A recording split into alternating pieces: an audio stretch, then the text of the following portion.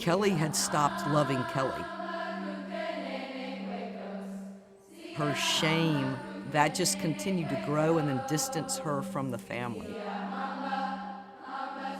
Kelly, her own self, didn't have answers to why.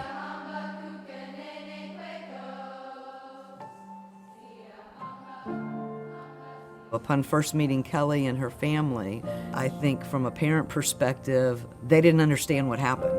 They felt like as a family they had provided and they loved her, and in a blink of an eye, Kelly became a little bit more attracted to the world than she did to her family. And before long, that was where Kelly was at. Family wasn't important. Those values that the family set, they were not enough to fill Kelly's cup. I lied a lot to my parents. I would tell them I was going somewhere and I really wasn't, or I was hanging out with this person, but I was really hanging out with that person. And slowly but surely I started skipping some swim practices or tennis practices, and then, I would show up late to school or show up late home, and I wouldn't want to do family dinners anymore. I always wanted to be with my friends and never at school, and I started becoming unreliable to the people who mattered the most and the things that mattered the most. First, my parents started with tough love, whether it be grounding, taking away activities like cell phone usage, laptop time, or hanging out with friends. Once they saw that tough love was not working anymore, that's when they started asking around, and someone told them about camp. I was having an argument with one of the chiefs because I had a huge lack of respect for authority.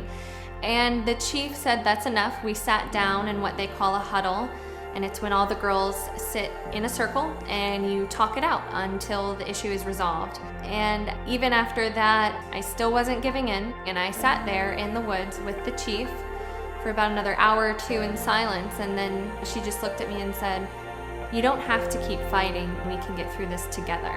I think at that point I was tired of fighting, and I was tired of rebelling and not listening, and I just kind of gave in.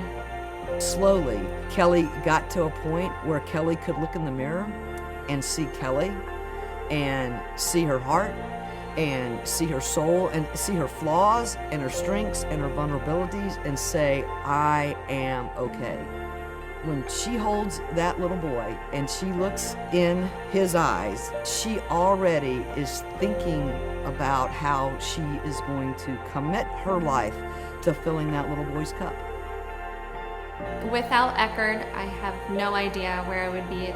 I owe them everything. I owe them my happiness, I owe them my son, I owe them my relationships with my family, and for that I'll tell my story 1,000 times, even if it only reaches one person.